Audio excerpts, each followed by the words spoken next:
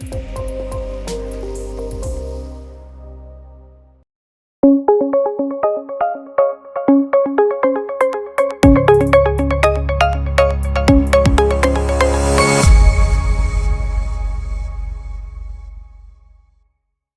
interpretación conforme es una herramienta que permite al Tribunal Constitucional evitar la invalidez de una norma jurídica que puede ser entendida de alguna forma constitucionalmente válida, a partir de entender que disposición y norma son dos cosas diferentes, ¿no?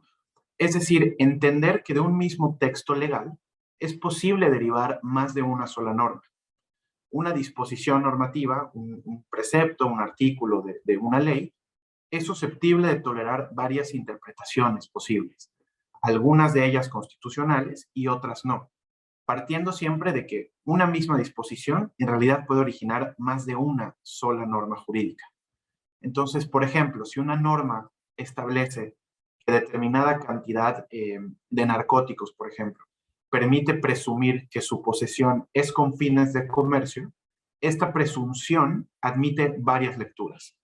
Puede entenderse como una presunción fuerte, es decir, casi como evidencia que por sí sola robustezca la convicción del Ministerio Público de que se trata de fines de comercio, o puede entenderse como una presunción débil, que únicamente sirva, digamos, como un indicio al Ministerio Público, sin eximirlo de su carga de probar con otros elementos que la finalidad es efectivamente comercial con estos narcóticos.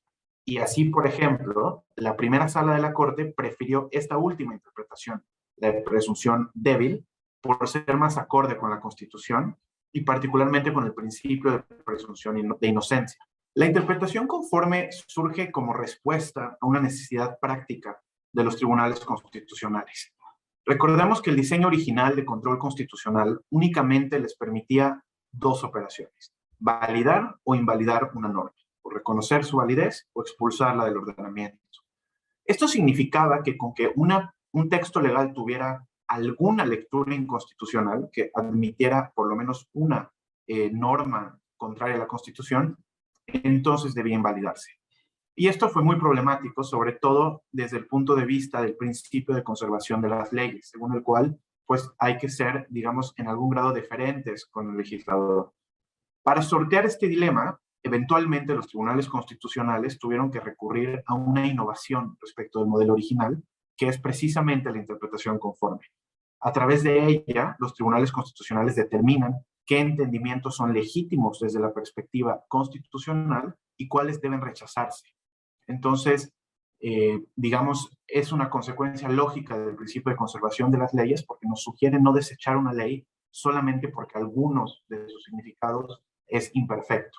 Este ámbito de los límites de la interpretación conforme todavía es ampliamente debatido y se conecta, digamos, con los debates más amplios sobre interpretación, sobre hasta qué punto estamos en verdad desentrañando el significado de la ley y en qué punto hemos emprendido un ejercicio más bien constructivo en el que el tribunal está añadiendo algo que no estaba originalmente en la ley o en la mente de la legisladora o el legislador.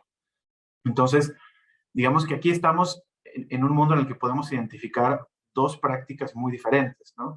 Por un lado, sentencias que señalan entre varias interpretaciones que podrían razonablemente derivar de la ley, aquella que es compatible con la Constitución, y sentencias que no es que elijan una de las varias interpretaciones razonablemente posibles, sino que amplían o sustituyen los supuestos de aplicación o las consecuencias jurídicas de la ley a partir de la Constitución.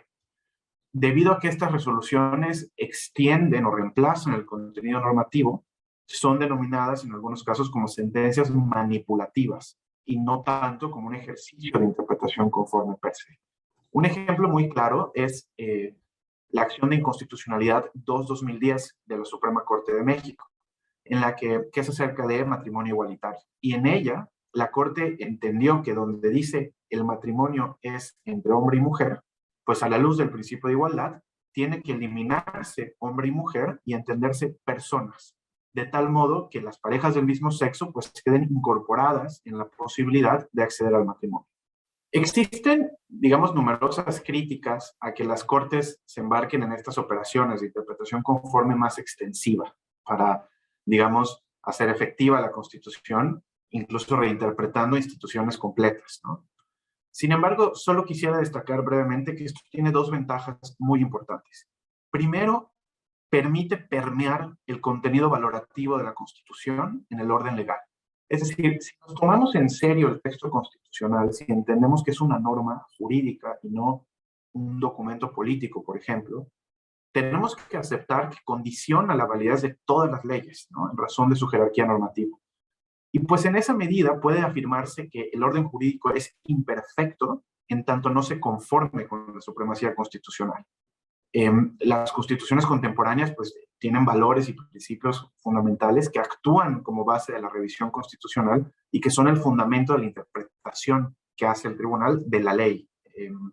Entonces, desde este punto de vista, digamos que el orden jurídico está imperfecto, está incompleto, y por eso es necesario un ejercicio de reinterpretarlo a la luz de la Constitución para que los valores de la Constitución sean verdaderamente eficaces, ¿no? Lo que implica pues que la ley adopte ciertos contenidos, digamos, exigidos, como constitucionalmente exigidos, los llama la doctrina, ¿no?